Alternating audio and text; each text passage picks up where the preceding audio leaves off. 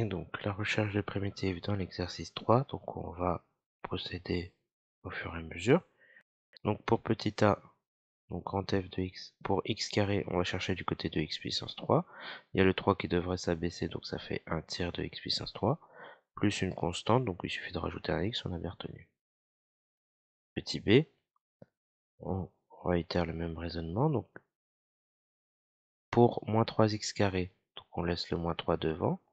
Le x carré, donc on cherche du côté de x puissance 3, une puissance supérieure, et comme le 3 s'abaisse, on met un tiers. Plus 2x, donc pareil, 2 on laisse devant, pour x on va chercher du côté de x carré, et avec le facteur, donc 1 demi. Moins 1, donc moins 1x, donc juste moins x. On simplifie tout ça, les 3 se simplifient, ce qui nous donne juste moins x3. Les 2 après se simplifient, ce qui nous donne plus x carré, moins x. Pareil, si vous avez un doute, vous dérivez cette chose-là, et vous verrez que vous retrouverez la même chose.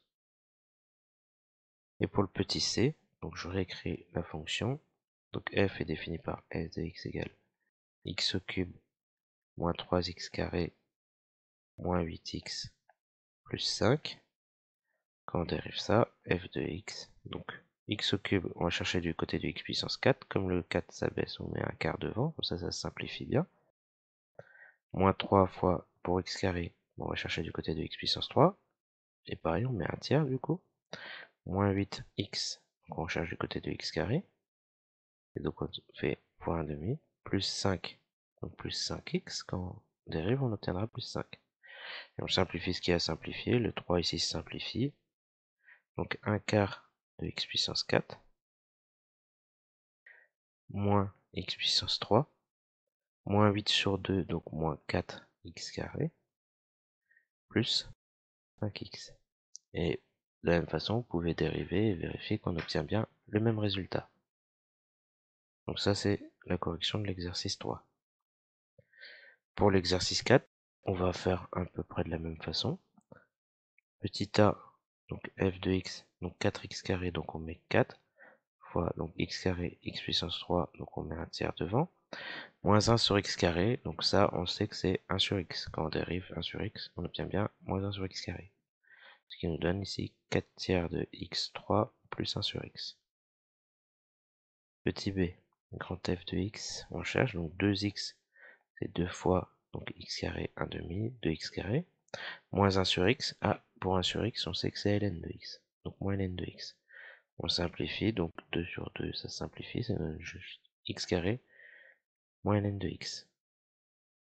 Petit c, on a quoi? F de x, c'est 3 sur racine carrée de x. On peut l'écrire comme 3 fois 1 sur racine carrée. Et pour la racine carrée, donc 1 sur racine, on sait que ça va être du style racine carrée. Et quand on dérive la racine carrée, il y a un divisé par 2 qui va apparaître. Donc on le multiplie par 2. Donc 3 fois 2 racine carrée de x. N'hésitez pas à revoir l'ancienne vidéo qui parle de ça. On a tout expliqué. Ou votre formulaire. Donc on obtient 6 racines de x. Dérivé, et vous obtiendrez le même résultat.